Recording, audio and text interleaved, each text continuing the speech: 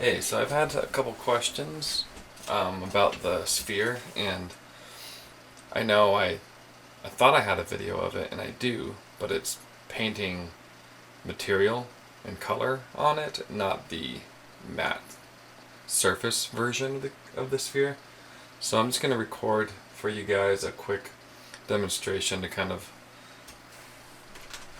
go over the things we went over in class, and so here we go. I don't think you need anything more than a 2K image for this one, so I'm going to start with 1080 by 1920, and let's see. Of course, I don't want it to be that way, so we'll do it this way. Good.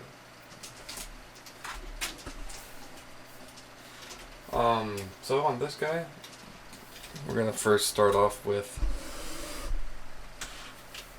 the background color. Let's make this one a little bit nice and bright, not too dark. Now we'll do the ellipse tool. Nope, sorry. Let's just grab a elliptical marquee, draw that out for our sphere. And now I'm going to give this a value. Let's just do a medium gray. And we paint bucket that in. And now for the cast shadow, we'll do another elliptical marquee. We're going to drag it up there. This value will select our background and go between there and black, so that's our halfway to black. And fill that in as well. Next thing we want to do is put in a light side and dark side for our sphere. So I'll drag this piece out like that, and do select transform selection, rotate it,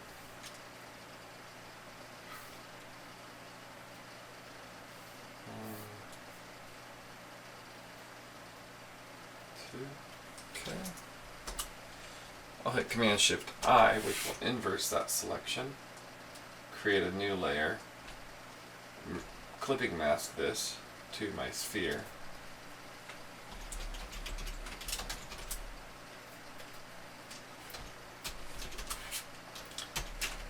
Grab that color, look at that, and black, and go halfway.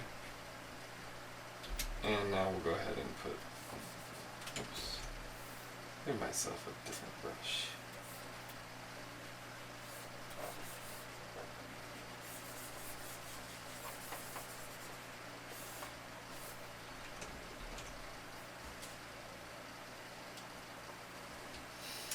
And that looks pretty good for our basic starting point, right? So I wanted to give a really good demonstration on the cast shadow of a sphere, just to kind of settle the score on this one, and hopefully it gives you some concrete answers about this sort of stuff. So we're looking at a light source right here. You can see it's pretty perpendicular, well, at least it's like straight on with our cube, this, or our sphere that way. As noticed by when I look at it from a side view, this core shadow runs right down the middle or the side of the sphere. If I rotate this light source so it's more in front, notice the shape change. Also notice the shadow move back in perspective. So you can almost put that ellipse in perspective that way. And now as I come forward with this light, and now let's say I put the light placed a little bit behind, you can see how the shadow of the sphere, this ellipse, now comes in that forward. If I come more on top of it, now we're just straight down, slightly behind the sphere, slightly in front.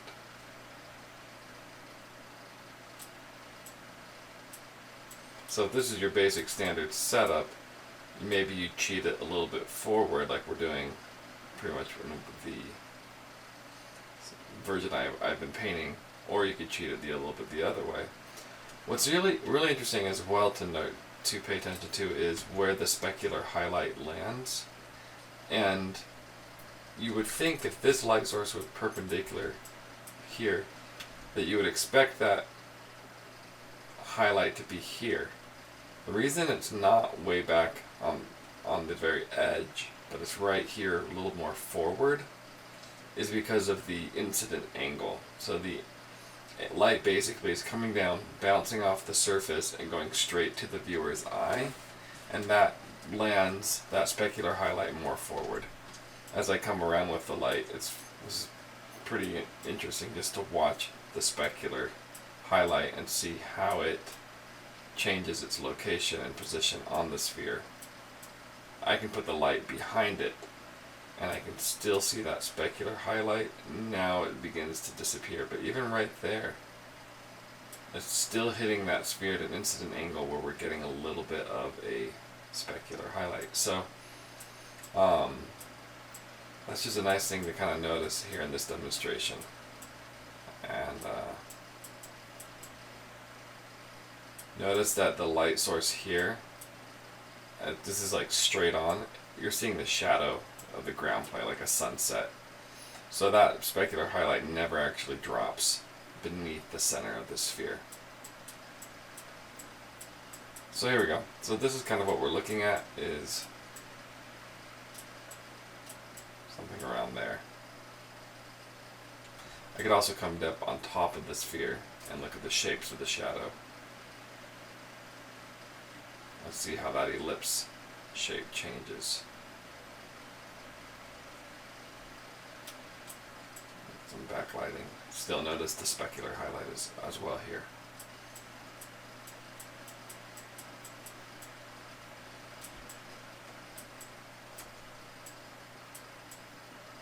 Alright, so let's go back into Photoshop and work with this. A good way, if you did need to change that, is just hit transform and move that sphere back in perspective like that. Just remember, every circle or ellipse fits into a box, and so you can use that as a way to transform.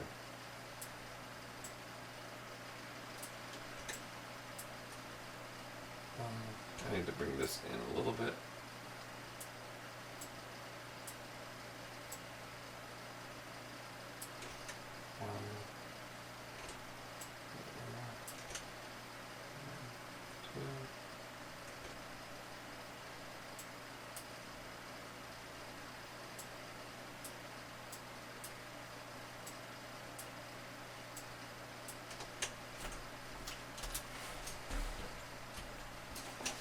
There we go. Alright, so now we have all of our shadows plotted, both on the cast shadow on the ground and the core shadow, or the Terminator shadow, as we might call it, on the sphere. So now let's just go ahead and soften this using an airbrush. There's my nice airbrush. Turn my flow down about 14%. Make sure your shape dynamic, the minimum diameter, is up nice and high. And that transfer is set to opacity jitter. And now I'm going to go ahead and kind of color sampling as I go.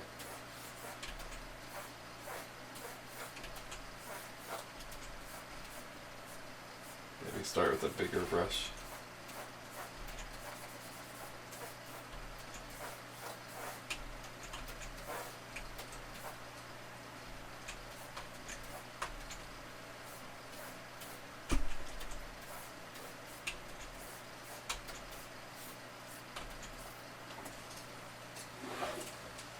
Not a bad start. Let's go ahead and take the dark, and I'll come just around the perimeter here. Help turn that form away from us.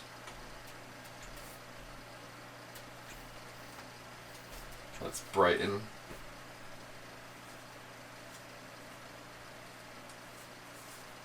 Just ever so much. Little area. I'm going to turn on my navigator window. Help me to see my sphere from far away. Keep that on my other monitor for now.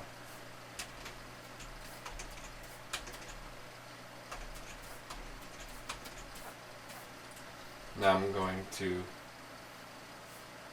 paint in some reflected light coming in from this side.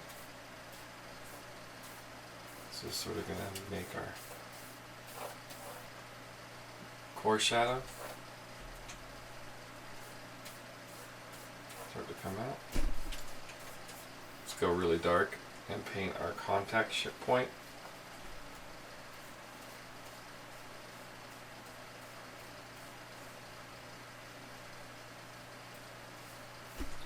Let's do the same now for the shadow. Let's start with blurring the shadow. So grab my blur tool and then blur this edges that are farthest away. These ones get a little closer.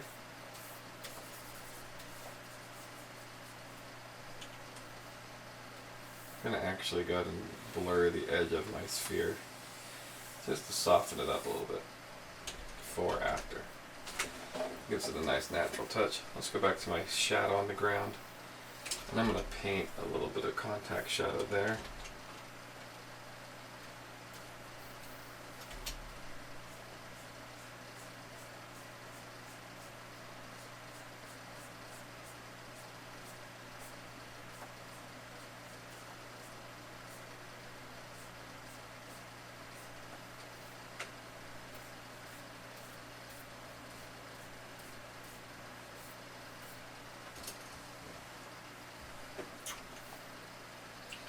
Let's go up to the sphere, and on a new layer I'm going to paint my specular highlight. Start nice and big, and then kind of work my way a little smaller, a little smaller.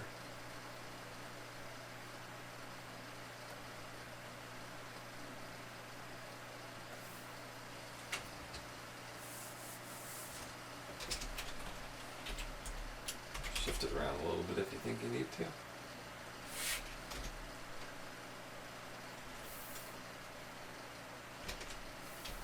that feels kind of nice. A little bit larger.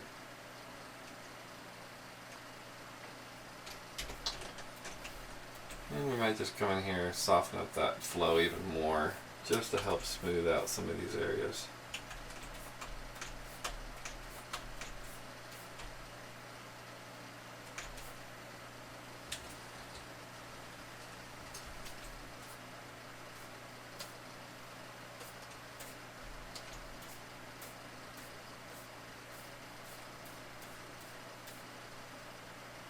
A little bounce light coming in off the ground,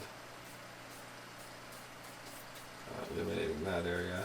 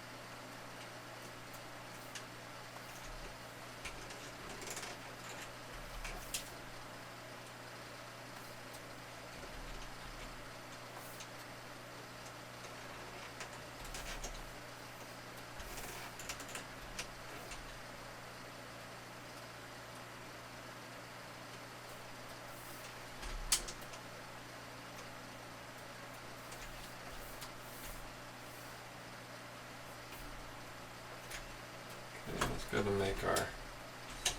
I'm going to darken the background plane just a little bit. First I'm going to select the color. Okay, so darken it. That should be good. And now, either on the same layer or create a new layer. We're going to paint this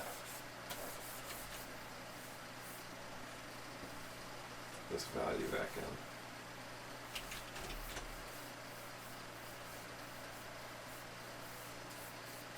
I'm just going to act like a little bit of a spotlight with some fall off.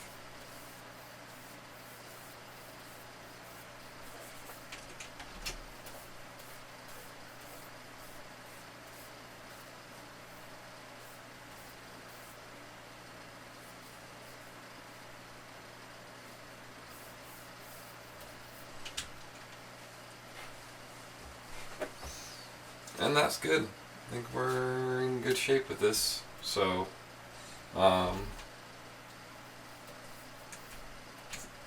it can go pretty quick. So, try not to overdo it. We'll get into material next week.